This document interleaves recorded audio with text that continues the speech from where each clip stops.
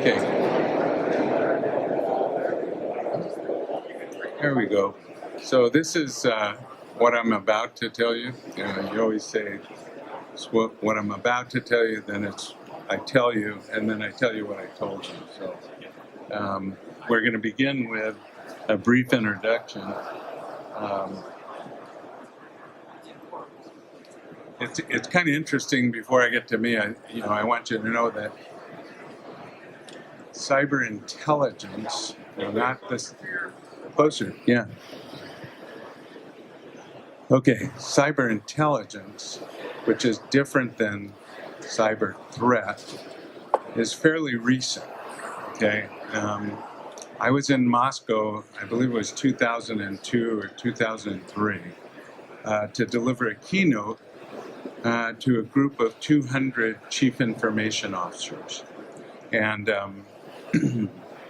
one of the other speakers was a woman from the Soviet government. And so she got up there and she talked about the importance of technology and how the Russians over the next 10 to 15 years would be dedicating a lot of money and making information technology a priority. And based on recent events, I think that they probably did that. So it's it's not to say it hasn't been around, but it's relatively new. Okay, so a little bit about me. I'm really from the Silicon Valley. Okay, I spent the last 20 years in the Silicon Valley. I was a chief information officer at 4 major companies, and then about maybe 100 startups. Okay, just helping them get their technology right. I've written 3 books on technology, but you should know that I'm not Hillary, so they don't make as much money as that. All the proceeds from the books go to a scholarship fund for students who are in economic need. I've also been a consultant 4 times, Ernst & Young, AT&T, Gartner, and then my own company called the Office of the CIO. Now, everywhere you go, you're going to find an Office of the CIO at big universities, at large commands. But if you go and look, you'll find that I own that. I own that phrase. I came up with that phrase in 2001 in a proposal that I wrote for Gartner. So that's kind of an interesting little piece of nothing. And then the other thing is, when I was with AT&T GIS, that was actually the Teradata group. At that point, Teradata was owned by AT&T. So we were doing big data in 1991.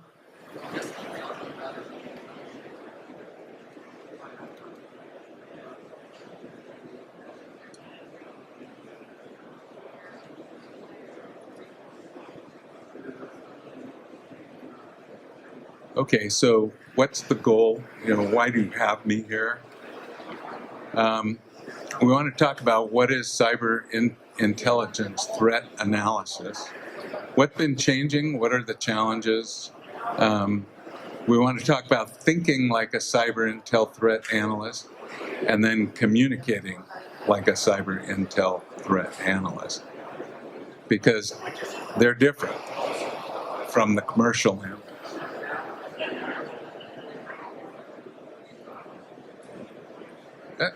I guess we did that one already. Okay, so what is the intelligent threat analysis? It's a lot of different things to a lot of different people. If you go out onto the internet and start doing research and looking up cyber intelligence, you won't find it. You'll find cyber threat analysis. You'll find cyber threat defenses, but I'm here to tell you there's a little bit of a difference, and we'll get into what that difference is. I can tell you what it's not, and it is not a network defender. It is not a penetration test. It's not how to code a firewall. It's It's up a level or two, okay? And we'll talk about that in a second.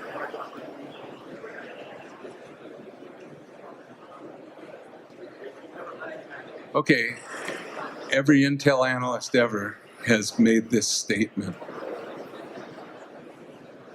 And I got a quick story about Peapod. So this is back when we were doing the big data. We went to them and said, hey, look, you want to be if you want to be customer focused, you really need to do some analysis. Okay.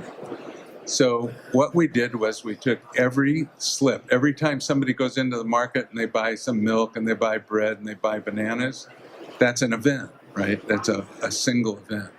So we took all the events that they ever had that we could capture, and we did an affinity analysis.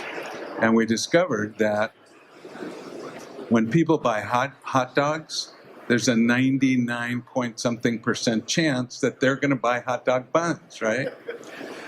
And there were some other things in there. So we told them, you need to rearrange all your stores so that when people come in, you're very customer focused and they can get their hot dogs and their potato chips and all that in record time. And they did. And sales went down by 4%. So the intelligence wasn't lying to us. The assumption we made was incorrect, and we left something out, which was, it's that impulse buying, right? Because they would come in, they would grab whatever it was, and they'd leave. So what we did was we then inverted the formula, and it turned out that the hot dogs were over here, and way over on the other side of the store were the buns, and so on and so forth, and sales went up by 8%. Okay. A total overall gain of only 4% because they had to recover the other 4%. So that's just a little story to illustrate that.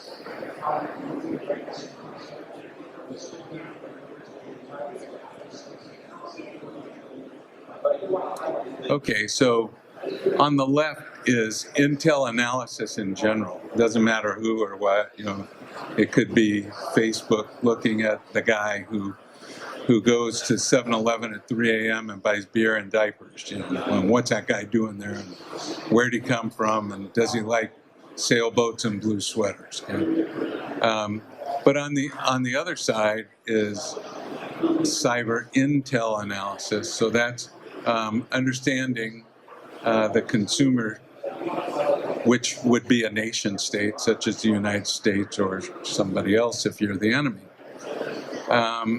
And these things, I tried to get them one-to-one, so that you could see the difference. Basic analysis is somewhat similar. The principles are the same. It's what I call the physics of the craft, meaning it doesn't change. But there are a lot of differences when you start to look at somebody as an enemy. So, for example, Overstock.com is competing against Amazon, believe it or not. They think they are. Okay. So what they do is, they need to understand what Amazon's doing and how they do it. Okay, so that's on that side. But if it's the U.S. looking at a foe or a potential foe, it's kind of the same thing. Who are they? What are they doing? So on and so forth. If I'm Coca-Cola and I have the Coca-Cola formula, and you are General Motors, am I really worried about you? Probably not. Okay, so you can narrow the people that represent a threat. You can't ever write them off and say, I don't need to be concerned, but you can focus in certain places.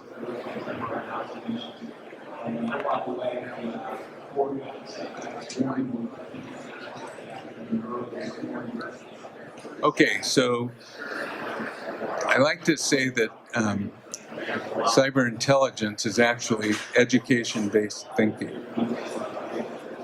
Let's assume for a second that you stopped reading or you stopped going to school in 1923. Okay. So how far behind are you? Okay. Now let's make it a little bit more realistic. Let's say that you stopped doing research and understanding and doing education in, say, 2010. Okay. So while you're still competent at the 2010 level, think of all the changes that have occurred, not just in the technology, but also in the way people use the technology, the whole thing of artificial intelligence, okay?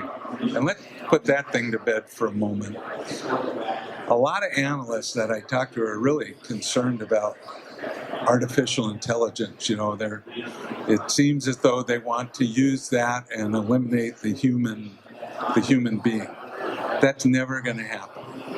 It just can't happen because in the cyber world, there's just too many variables. It can be used as a guide and a map, and it can set a direction, but you still need human eyes on and the brain to make a decision.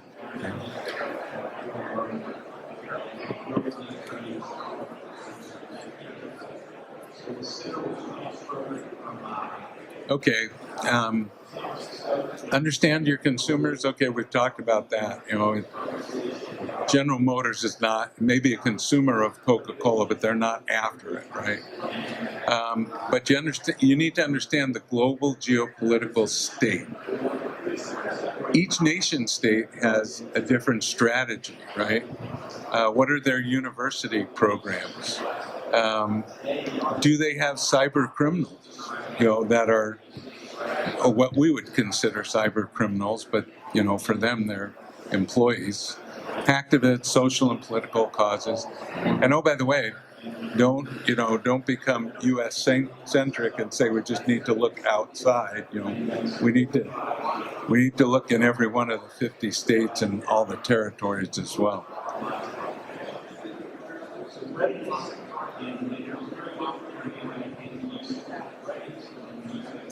Okay, understand the technical. I'm going to contradict myself in a little while. I'm going to tell you the more you know, the better, okay, in terms of the technology.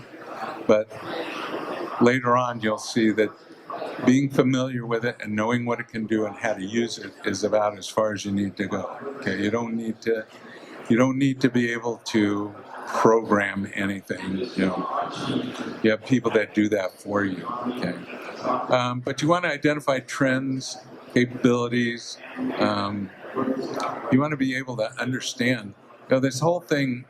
So let's just talk about this concept that the Russians hacked the election.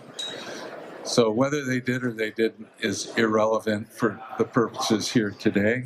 Okay, but what you need to look at is if you're the guy breaking in, you're going to leave some kind of a signature. If you're good enough to break in and you've been doing this for a while, you're probably good enough to leave a different signature. Okay, that's just a possibility. Now, depending on how many times it was done and where they did it, there may be too many signatures that indicate one thing. But you need to always be aware of what's out there, and your analysis needs to be rigorous. It needs to be the same.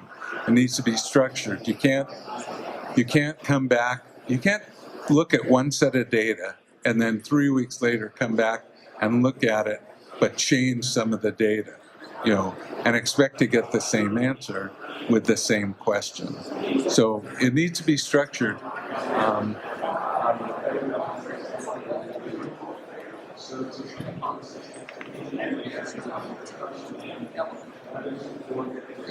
Wow. That was good. Okay, so how many people know what bluff is? One, two, most people. Okay, it stands for bottom line up front. Okay, bottom line up front. So when you're presenting what your findings are to whoever your customer is, you want to give them the bottom line up front. And then go through, here's how I got there, and here's what the assumptions were, and so on and so forth. They want to know. They want to know what the answer is, but then they want to be able to challenge what the assumptions were.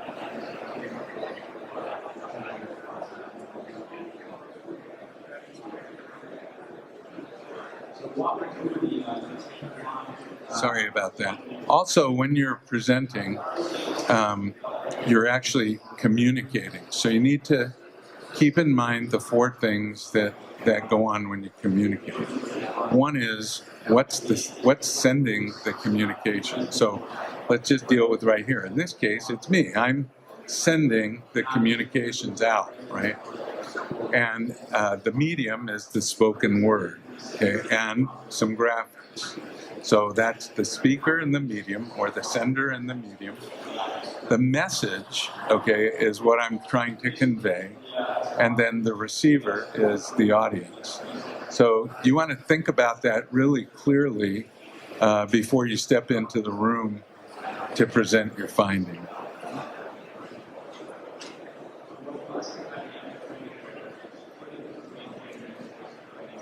Okay, we talked about bottom line up front already, but you need to understand your consumer. Who is it you're presenting to?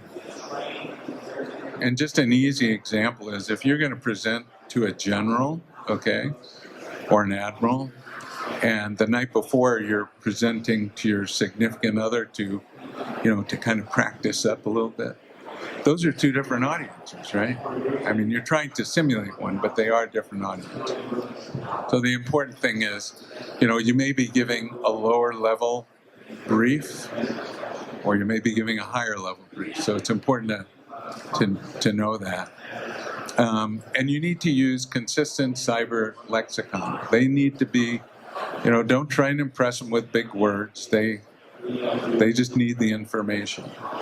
And if you are going to impress them with big words, please use the mono ultra microscopic silicon volcanoconiosis, longest word in the English language. What's that word again? It's a 46 letter. You can find it.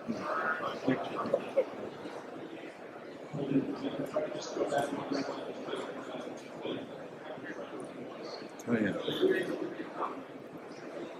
Okay, so here it's choose the right type of product. The policymakers, the government, executives in the private sector, depending on who, maybe you're trying to combine two audiences, in which case it has to be totally unclassified, right? So you do your research, you get as much as you can, and you can find things that the government has classified, but you'll find them in magazines, you'll find them in newspapers and periodicals, but you need to make sure, depending on how wide you're dispersing the product, you need to make sure what the level is. Oh, and regardless of the audience, whether it's one or two or both, bottom line up front.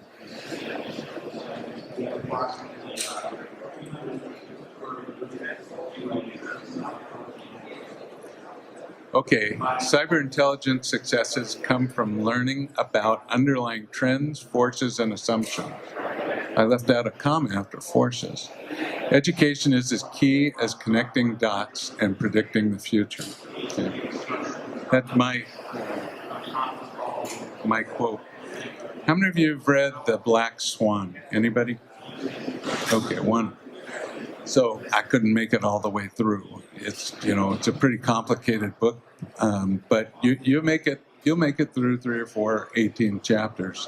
And basically what it says is everybody in the world used to think that all swans were white. And then they were down under, and guess what? They actually saw a black swan.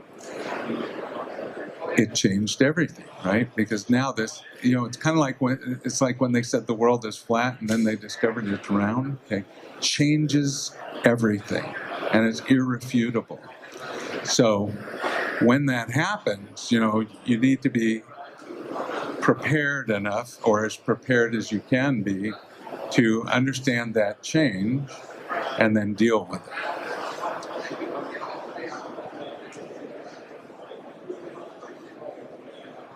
That's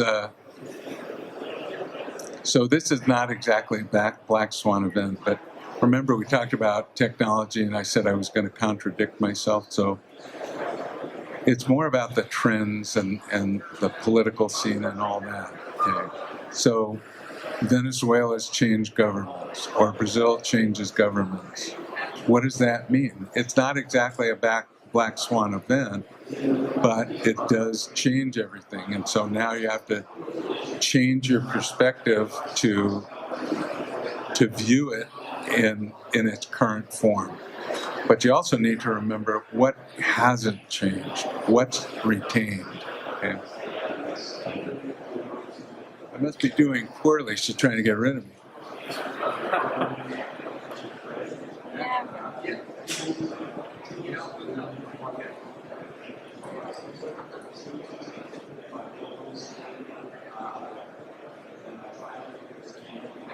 Okay, so these are the key takeaways from what we've talked about.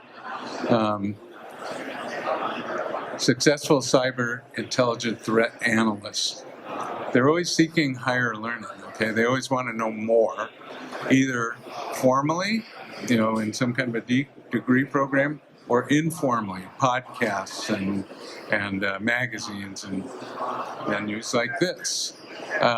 You have to think globally. The whole thing about the cyber world is this. Let's say I have some car keys and I drop them on the ground and they roll underneath a chair. In the physical world, I have to reach around, right, and grab the keys and then bring them up. But in the cyber world, I can reach right down through the chair and pick up those keys. As a matter of fact, I don't even need to reach down. I can just make them rise right up into my hand. Okay? So you really need to change the way you're thinking and think globally, not just from a U.S. perspective. The most effective thing you can do is put yourself in the other guy's shoes and try and think like they do. Because sometimes when things happen, we look at them and we go, well, that's really stupid, or I would never do that. No, that's your perspective. Got to understand what's going on in their head. Like it or not, doesn't mean you have to agree to it or agree with it, but you need to understand. Analyze strategically, okay? Draft cautiously, and then translate effectively. If you can't take what you've learned and is in your head, put it on a piece of paper and give it to people, whatever the audience is, then all the work that you've done is for naught. Okay, I think that's it. Yeah, questions? Great. Well, thanks for listening.